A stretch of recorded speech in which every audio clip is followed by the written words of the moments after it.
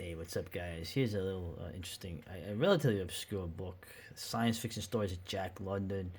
Of course, Jack London, famous American writer, uh, the dawn of the 20th century. Very an interesting combination of Darwinism, radical Marxism, socialism, and Nietzsche. Right? Of course, Call of the Wild, White Fang. These are all kind of very unsentimental stories about people and even animals. The point of view of like survival of the fittest, and he wrote one of the greatest dystopian novels, The Iron Heel, which is an eerily prescient science fiction story. Most of his stories don't have happy endings. There's such sentiments of weakness. um, and he wrote shorter stories. It's interesting, this collection too, in particular, which is a library book in Goshen. I'm assuming the one in New York. Uh, these are these short stories he wrote. One of these is like what was published in a high school newspaper. Another one is one of the first writing gig he got paid for, because this dude literally came from nothing. The working class, an actual believe it or not, an actual socialist from the working class, right? Of course, running into the many contradictions that you have within that, because of course, by today's standards, and I'm surprised he hasn't come in for more abuse. I haven't checked the news lately. Jack London would be very problematic today. Okay. Also, like I said, he was one of the most. He was him and Poe were the two American writers that were widely read in the Soviet Union. Anyway, the stories here, and they, like I said, one from the late 1800s to this one here, which is actually published, I believe, after he died in 1916. He died very young. He died in the middle of World War One.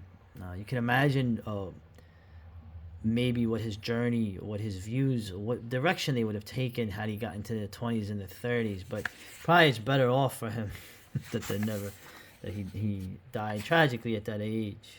So, the stories I like that I'd recommend, and these are all public domain stories. You can check them online for free if you can't get this novel, this book. I would say these stories are typical of the turn of the last century.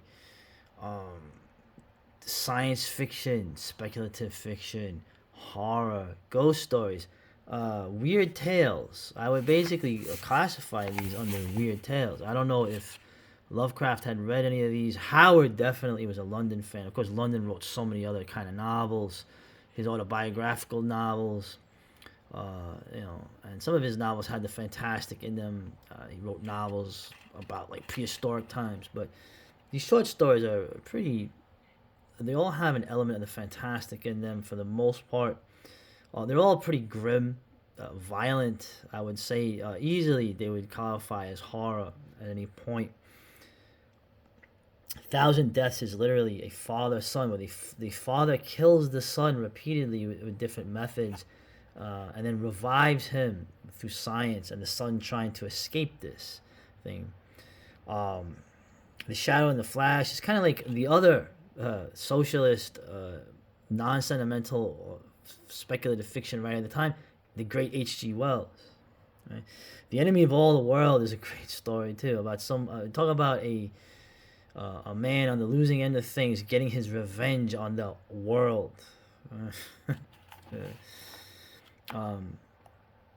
Like some of these stories, particularly the Unparalleled Invasion. Okay, you know what? I will read some of that. That is probably what's going to get him in trouble at some point, if not already. I don't want to point it out. Essentially, the Unparalleled Invasion takes place in the year 1976, right? About 60 years after he passed away. About basically starts off with the Russo-Japanese War and what that war meant. Of course, London was a war correspondent for that. Okay, it was the first war where absent some Indian battles, and what happened in, with the British in Africa. where a non-white country defeated a white country, and he thought this was a bad thing. This is essentially a yellow peril inspired speculative fiction published in McClure's magazine before my grandfather wasn't even born yet. And essentially how China awakens. But China, right? There was no way to communicate Western ideas to the Chinese mind. Now, in hindsight, China is probably a more Western nation than any of us are at this point for a number of reasons. But it's interesting to see that this yellow peril, and essentially, China floods the world with its people. Okay, so there's like a Camp of the Saints kind of thing where they flood people with refugees to basically destroy them, and the world unites and decides to attack China with multi strains of biological warfare. This is a genocidal fucking story where they essentially wipe out the whole population of China. Yes, and you know me, I'm pro-Chinese shill, so I don't approve. During all the summer and fall of 76, China was an inferno. There was no eluding the microscopic projectiles that sought out the remotest hiding places. The hundreds of millions of dead remained unburied, and the germs multiplied themselves. And towards the last, millions died daily of starvation. This is Jack London. Besides starvation, weakened the victims and destroyed their natural defenses against the plagues. Cannibalism, murder, and madness reigned, and so perished China. Right? They found China devastated, a howling wilderness. You know, all that survived were wild dogs and desperate bandits. All survivors were put to death wherever found. And they also mention how some of the squads are infected and have to basically be destroyed as well. And it all goes to 1987, where World War II finally starts between France and Germany. So it's interesting. Unbelievable. It's too crazy to get mad about. So, and you know, and if you want to talk about plagues. This story here, one of the early post-apocalyptic stories, the Scarlet Plague. This happens, I believe, in 2012, right? So it's interesting to see the anachronisms where, like, they still have airships in 2012. He didn't think, he couldn't speculate that airplanes would be a major way of moving things around. But it's a very interesting story. As usual, the capitalists in this are scum. And the working class are heroic, but it doesn't save anyone from the plague. There's particularly a scene in here that is, to me, it really bothered me a lot. Okay,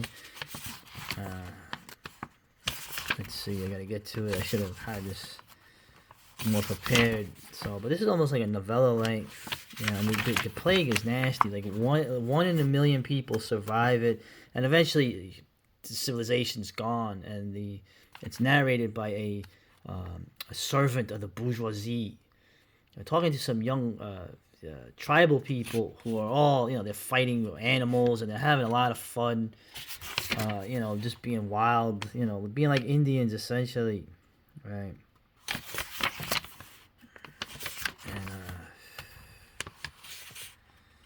And you talk about, and the way that the plague spreads quickly. This scene here, this really bothered me, and I'm not entirely sure if this. Let's say, the next morning, the first one of us was smitten with the plague. A little nurse girl in the family of Professor Stout. Now, nurse girl, I don't know if that means a little girl or a nurse. I'm assuming it's a little girl. When I read this, I thought it was a little girl. It was no time for the weak-kneed, sentimental policies. On the chance that she might be the only one, we thrust her forth from the building where they're holding up and commanded her to be gone. Right? She went away slowly across the campus, wringing her hands and crying pitifully. We felt like brutes, but what were we to do? There were 400 of us, and individuals had to be sacrificed. Now, this might have been an older woman. I don't know. I assumed when I read this that it was a little girl. To do that, it was just very disturbing. And, all these stories are kind of like that. And the last story he did, the red one, I won't say much about it. This is London starting to go into cosmic horror. Okay, um, it's still tied up into certain things. It almost reminds me of like an Italian uh, cannibal film. But the red one, this is it started going into cosmic horror. That there was other beings out there in the universe that didn't even think of humanity. Humanity was nothing. And then when was this published? Real quick, I like that they put when they're published. Yeah. I don't know. You want to see videos of me turning pages, but it's published in 1918. So in the Cosmopolitan magazine. I don't know if that's Cosmo, if that's the same one today, if it even exists. Yeah, he was already gone by this time, but yeah, this is his cosmic horror. Who knows what he would have gone into? Lovecraft, Robert E. Howard, Robinson Jeffers. It would have been interesting to speculate, but like I said, Jack London is. I'm surprised they're not going after him hard. So, and they might be, but it doesn't matter. So, check these out. These stories. There's some really interesting ones, and the way they're written too. Some of them are written very clinically. You can tell he was a younger writer, but it adds to that kind of the Dracula journal / found footage feel that was always, whether it was video or periodicals, always lent a degree of credibility to these wild, weird tales. Anyway, later.